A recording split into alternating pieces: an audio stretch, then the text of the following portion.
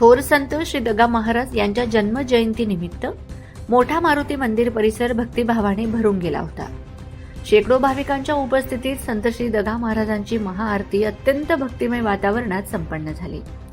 आरती दरम्यान मंदिर परिसर रामनामाच्या गजराने दुमदुमला।